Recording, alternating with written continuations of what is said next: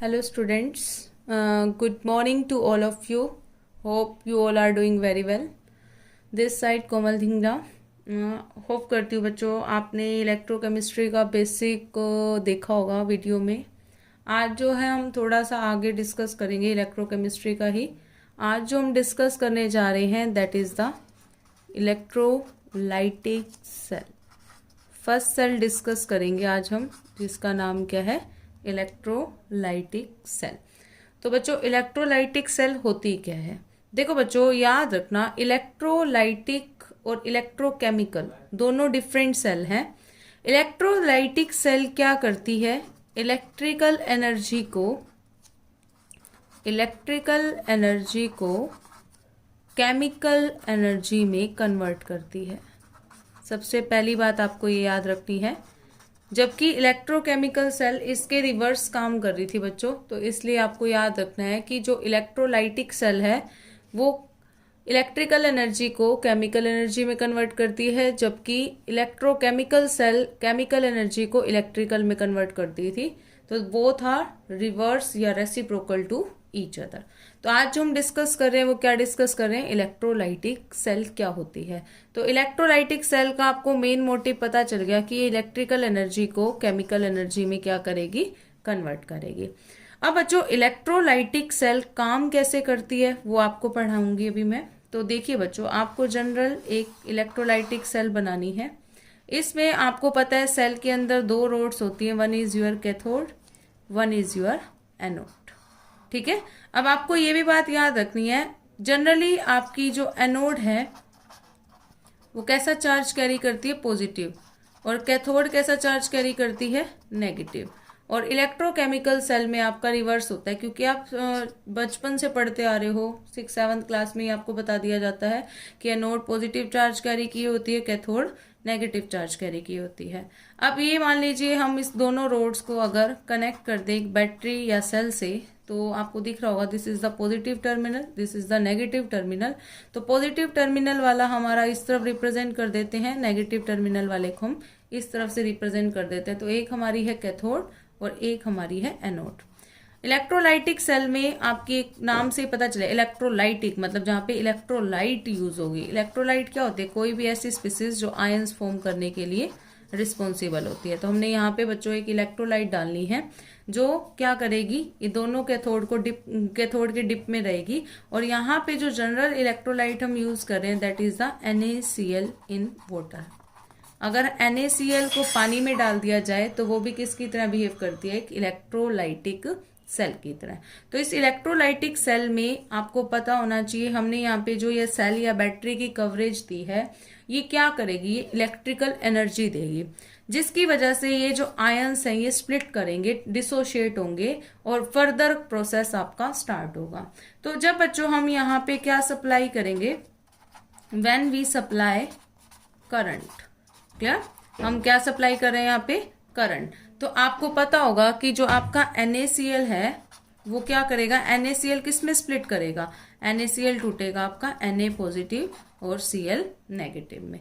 और जहां पे आपको H2O दिख रहा है तो H2O भी आपको पता है करंट देते ही H2O भी स्प्लिट करेगा किसमें? H पॉजिटिव OH नेगेटिव में.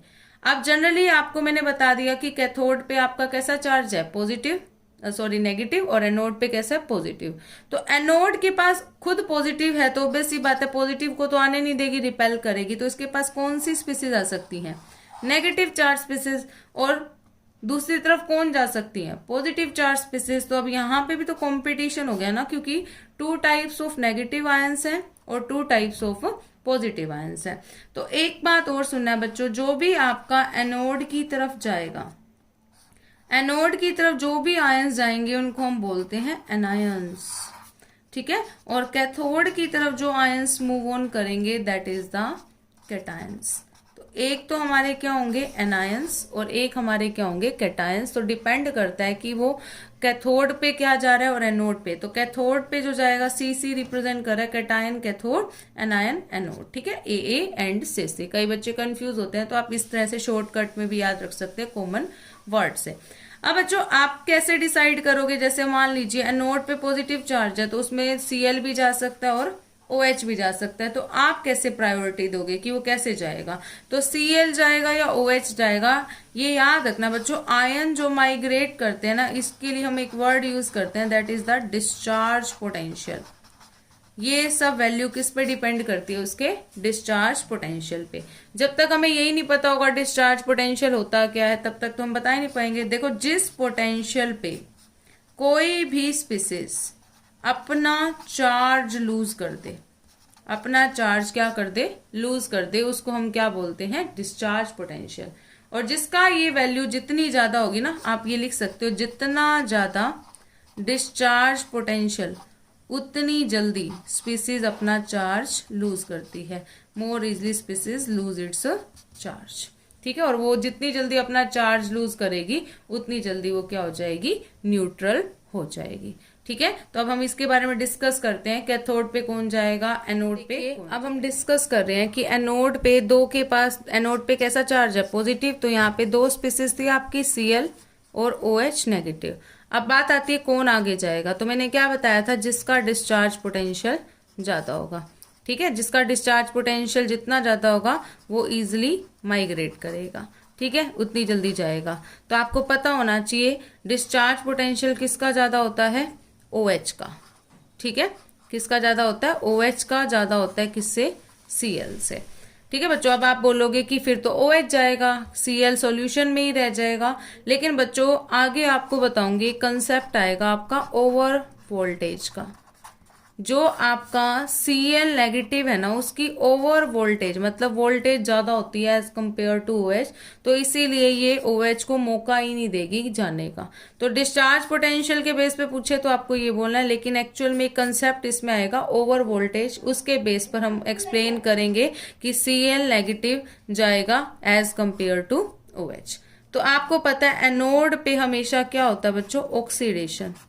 क्या होता है? ऑक्सीडेशन। ऑक्सीडेशन का मतलब क्या होता है? लूज ऑफ इलेक्ट्रॉन, है ना, इलेक्ट्रॉन को लूज करना। तो अब जैसे ये Cl नेगेटिव जैसे ही एनोड पे जाएगा तो ये अपने में से एक इलेक्ट्रॉन को लूज कर देगा बच्चों। अब आपको पता है जब अपने ये एक इलेक्ट्रॉन लूज करेगा तो इसका नेगेटिव चार्ज क्या हो जाएगा? खत्म। तो ये किस में कन्वर्ट हो जाएगा? Cl में। और अकेला Cl एग्जिस्ट नहीं करता बच्चों, तो Cl एक Cl के साथ और कंबाइन करेगा और क्या बनाएगा? Cl2। तो ये बात सुनने की आपकी क्या, कि जब भी कोई आयनिक स्पीसीज, Cl नेगेटिव था, किसमें कन्वर्ट हुआ? न्यूट्रल स्पीसीज में, इस पे कोई चार्ज नहीं है। तो जब भी कोई आयनिक स्पीसीज न्यूट्रल स्पीसीज में क्या होती है बच्चों? कन्वर्ट होती है ना, इसके लिए आप एक वर्ड यूज करते हो, that is the primary change. बहुत इंपॉर्टेंट चीज है कि आयनिक स्पीसीज का, चाहे वो पॉजिटिव चार्ज है चाहे वो नेगेटिव चार्ज है, वो मैटर नहीं करता बच्चों। तो किसी भी आयनिक स्पीसीज का न्यूट्रल स्पीसीज में कन्वर्ट होना, वो आपका कौन सा चेंज बोला जाता है? Primary change. और जब प्राइमरी चेंज वाली स्पीसीज आपस में कंबाइन कर रही है, देखो दो न्यूट्रल स्पीसीज कंबाइन कर रही है स्टेबल होने के लिए, तो उस चेंज को बोला जाता है बच्चों सेकेंडरी चेंज। तो याद रखना, यहाँ पे आप दो टाइप के चेंज पढ़ रहे हो, one is your primary change, one is your secondary change. Primary change मैंने आपको बताया, जब भी कोई आयनिक स्पीसीज न्यूट्रल स्पीसीज में कन्वर्ट होती है तो प्राइमरी चेंज बोला जाता है। और जब दो न्यूट्रल स्पीसीज कंबाइन करके एक अनदर स्पीसीज की फॉर्मेशन करती है तो वहां पे कौन सा चेंज मैटर करता है? आपका सेकेंडरी चेंज। तो ये बात थी बच्चों एनोड की। अगर हम बात करें अब कैथोड की, तो कैथोड पे क्या था बच्चों? दो के बीच में ऑप्शन था, Na पॉजिटिव और H पॉजिटिव के बीच में। तो आपको पता होना चाहिए H पॉजिटिव का discharge potential as compare to Na positive क्या होता है? ज्यादा। तो कैथोड पे आप सबको पता है क्या होता है? रिडक्शन। अगर रिडक्शन होगा तो इट मीन्स जो एनोड ने इलेक्ट्रॉन लूज किए थे वही कैथोड क्या कर लेगा? रिसीव कर लेगा। तो गेन ऑफ इलेक्ट्रॉन बोलोगे बच्चों, तो H पॉजिटिव जो था ये एक इलेक्ट्रॉन जो एनोड से आया था उसको लेगा और H में कन्वर्ट होगा। और आप सबको पता हाइड्रोजन H की फॉर्म में नहीं होता, H2 की फॉर्म में होता है। तो H और H कंबाइन करके क्या बनाएंगे? H2। तो यहाँ पे आपका कौन सा चेंज हुआ? Primary change. यहाँ पे कौन सा होगा आपका? सेकेंडरी चेंज, क्योंकि जब भी कोई आयनिक स्पीसीज न्यूट्रल स्पीसीज में कन्वर्ट होगी तो प्राइमरी चेंज को रिप्रेजेंट करेगी, और जब भी कोई न्यूट्रल स्पीसीज कंबाइन करेंगी तो कौन सी होगी आपकी सेकेंडरी चेंज। तो ये तो हमने पढ़ लिया एनोड और ये कैथोड, दोनों प्रोसेस पढ़ चुके हैं। अब बात आती है बच्चों सॉल्यूशन में क्या बचा। यहाँ से कौन नहीं गया था, OH, और यहाँ से कौन नहीं गया था, Na। तो सॉल्यूशन में दो स्पीसीज बची थी, Na पॉजिटिव और OH नेगेटिव। तो आपस में कंबाइन करके क्या बना लेंगी वो, NaOH। तो आपको दिख रहा होगा यहाँ तीन स्पीसीज बनी है, एक तो NaOH, एक बना आपका H2 और एक बना है Cl2। कई बार कंप्लीटता रिएक्शन में भी आ जाता है कि आपके पास अगर आप NaCl को वाटर में डालते हो तो प्रोडक्ट बताओ, तो बच्चे बहुत सारे गलत कराते हैं। NaOH plus Cl2 plus H2 ये बनाना होता है, और बच्चे लिख के आ जाते हैं NaOH प्लस HCl, क्योंकि सोल्ट प्लस वाटर से एसिड और बेस बनना चाहिए। लेकिन ये कौन सी रिएक्शन बच्चों, इलेक्ट्रोलाइटिक सेल की रिएक्शन है। यहाँ कुछ ना कुछ आपको चेंज मिलेगा ही मिलेगा। क्लियर। तो ये हमारा हमने अभी फर्स्ट एग्जांपल पढ़ा जिसमें मैंने आपको क्या बता दिया कि इलेक्ट्रोलाइटिक सेल क्या है, प्राइमरी चेंज क्या होता है, सेकेंडरी चेंज, और डिसीजन कैसे लिया जाता है कि कौन सी चीज माइग्रेट करेगी और कौन सी नहीं। That is depend on the discharge potential. अब हम नेक्स्ट एक एग्जांपल और करते हैं, उसके बाद हम नया टॉपिक। जो हम नेक्स्ट एग्जांपल ले रहे हैं वो ले रहे हैं lead bromide, that is PbBr2। अब PbBr2 कैसे स्प्लिट करता है, Pb2 positive plus 2Br negative. Clear. तो आपको पता होना चाहिए कि इसके अंदर भी आपसे पूछ लिया जाए कि इलेक्ट्रोलाइटिक सेल की अरेंजमेंट बताइए, तो आप इसको इजीली ब्रेक करके बता सकते हो कि मैं ये बता सकता हूँ कि एनोड पे क्या जाएगा और कैथोड पे क्या जाएगा। तो इजीली आपको पता है यहाँ पे तो ऑप्शन ही नहीं है, आयंस ही दो है, एक तो कैटायन और एक हमारे एनायन। पॉजिटिव चार्ज स्पीसीज को आप सबको पता है क्या बोला जाता है, कैटायन, और नेगेटिव चार्ज स्पीसीज को क्या बोलते हैं हम, एनायन। अगर हम बात करें कैथोड की, तो कैथोड पे मैंने अभी बताया आपको क्या जाएंगे आपके कैटायंस, है ना, और एनोड पे आपके क्या जाएंगे, एनायंस। तो कोई डाउट ही नहीं है क्योंकि हमें पता है एनोड हमेशा क्या कैरी करेगा, कैटायंस, एनोड पे एनायंस, कैथोड पे कैटायंस। क्लियर। अब हम डिस्कस करते हैं बच्चों इसके बारे में कि एनोड पे रिएक्शन कैसी होगी। तो सबसे पहले हम लिख लेते हैं एट एनोड, कि एनोड पे हमारी किस टाइप की रिएक्शंस होंगी। तो एनोड पे आपको पता है पॉजिटिव चार्ज कैरी किए हुए है एनोड, तो एनोड पॉजिटिव है तो उसके पास कौन जाएगा, नेगेटिव चार्ज स्पीसीज। जैसे यहाँ पे 2Br नेगेटिव है, अगर हम दोनों लिख लें 2Br है, अगर एक Br अपने में से एक इलेक्ट्रॉन निकालेगा तो 2Br से 2 इलेक्ट्रॉन लूज होंगे, तो आपका बन जाएगा 2Br। ये किसको रिप्रेजेंट करेगा, प्राइमरी चेंज को। अब हमें पता है प्राइमरी चेंज वाले स्टेबल नहीं रहते, तो दोनों Br आपस में क्या कर जाएंगे, कंबाइन, और क्या बना देंगे, Br2। तो ये आ जाएगा आपका किसमें, सेकेंडरी चेंज में। तो एक तो हमने पढ़ा प्राइमरी चेंज वाला, एक हमने पढ़ा सेकेंडरी चेंज वाला। ये तो हुआ एनोड पे। अगर हम बात करें कैथोड पे, कैथोड पे रिडक्शन होता है, इट मीन जो ये इलेक्ट्रॉन इसने लूज किया है या ये क्या कर लेगा, गेन। लेकिन कैथोड पे जाएगा कौन, Pb2 पॉजिटिव। अगर ये दो इलेक्ट्रॉन को क्या करे, एक्सेप्ट कर ले, तो क्या बन जाएगा, Pb, है ना, Pb बन जाएगा। तो यहाँ पे कौन सा चेंज में काउंट होगा, प्राइमरी। तो बच्चों ये भी बात याद रखना, जरूरी नहीं है हर एक रिएक्शन में प्राइमरी चेंज और सेकेंडरी चेंज ऑब्जर्व होगा, नो, जरूरी नहीं होता। प्राइमरी और सेकेंडरी चेंज कभी दोनों रिएक्शन में दिख जाते हैं, लेकिन कभी कभी ज्यादातर आपको कौन सा चेंज दिखाई देगा, प्राइमरी चेंज। क्लियर। तो एनोड कैथोड का कंसेप्ट पढ़ने के बाद ओवरऑल रिएक्शन पूछ ली जाती है। तो क्या बना आपका यहाँ पे, Pb, ऊपर क्या बना था, Br2, तो Pb प्लस Br2 कंबाइन करके क्या बोल देंगे, PbBr2। और इसके साथ आप मेंशन कर देना ये हमारी क्या है, रिडॉक्स रिएक्शन। इट मीन्स एक स्पीसीज अपना ऑक्सीडेशन कर रही है, एक स्पीसीज अपना क्या कर रही है, रिडक्शन कर रही है।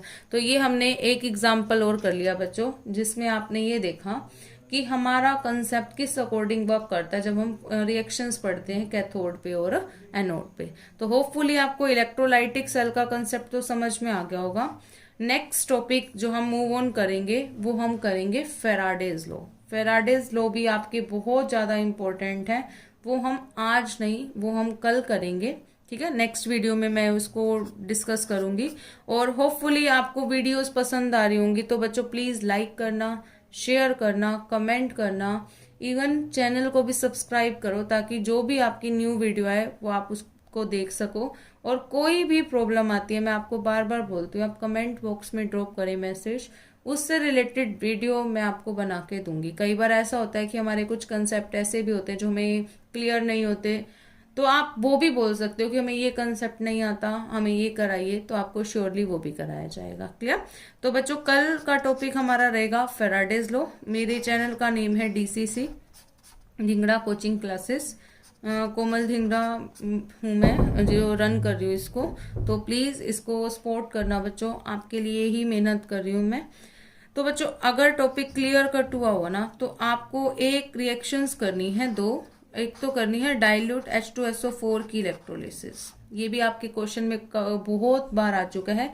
डाइल्यूट H2SO4 की इलेक्ट्रोलिसिस करनी है और आपको ये बताना है कैथोड पे क्या बनेगा एंड एनोड पे क्या बनेगा। और एक आपको यूज करना है प्लेटिनम इलेक्ट्रोड, मेंशन कर रही हूँ मैं, प्लेटिनम इलेक्ट्रोड का यूज करके कंसंट्रेटेड H2SO4 की इलेक्ट्रोलिसिस करनी है। तो आप ये दोनों क्वेश्चंस करके देखना, अगर आपको कोई प्रॉब्लम लगे, आपसे नहीं हुआ, तो आप मुझे बता देना, मैं इसको सॉल्व भी करा दूंगी। तो thank you so much students.